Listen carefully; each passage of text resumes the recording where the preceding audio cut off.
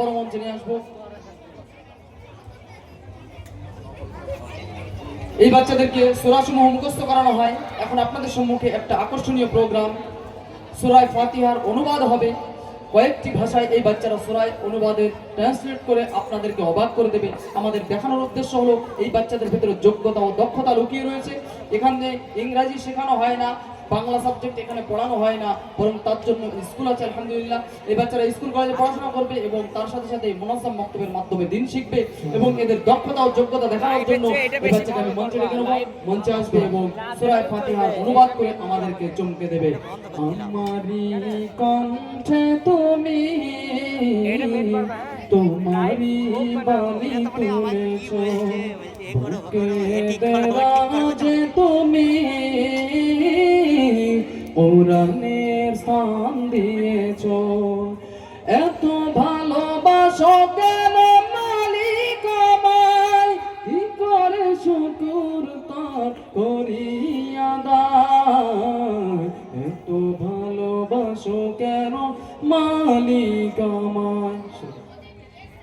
আসসালামু আলাইকুম ওয়া রাহমাতুল্লাহি ওয়া বারাকাতুহু।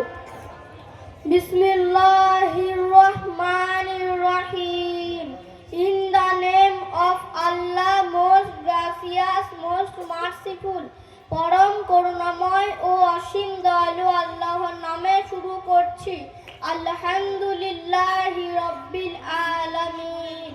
All praise is for Allah, Lord of the worlds. যাবতীয় প্রশংসা সকল সৃষ্টি জগতের পালনকর্তা আল্লাহরই। আর রহমানির রহিম, the most gracious, the most merciful, যিনি দয়াময় ও পরম দয়ালু।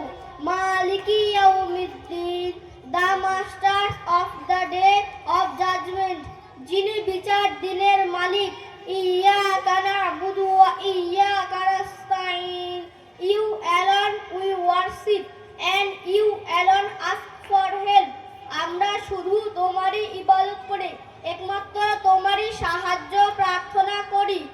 ইহদিনাস সিরাতাল মুস্তাকিম, guide us to the straight পথ, আমাদেরকে সরল পথ দেখাও। সিরাতাল লাযিনা আন'আমতা আলাইহিম গায়রিল মাগদুবি আলাইহিম ওয়ালাদ-দাল্লিন,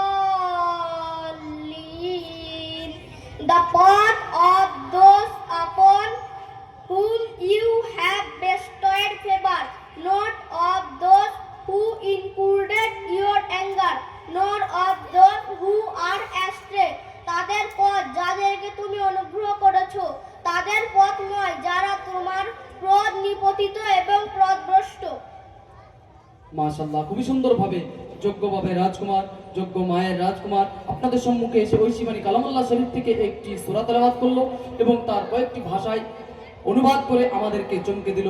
এই সন্তান আল্লাহ পাক রব্বুল আলামিন ওর জীবনকে কোরআনের আলো দিয়ে সাজিয়ে দিক। এরপরে আমি মঞ্চে আহ্বান জানাবো পর্দার একটি আকর্ষণীয় মোকালামা নিয়ে।